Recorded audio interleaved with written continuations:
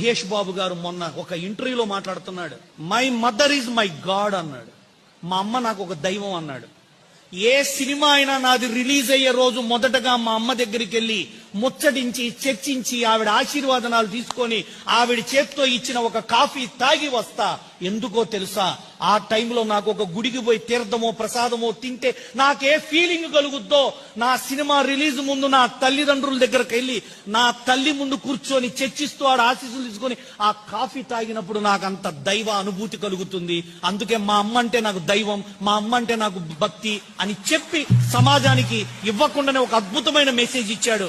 Fans fans అని కొట్టుకుంటున్న మీకు మీ హీరోలు వాళ్ళ తల్లిదండ్రుల హీరోలుగా అనుకుంటున్న హీరోల్లో మరొక యువ హీరో మహేష్ బాబు.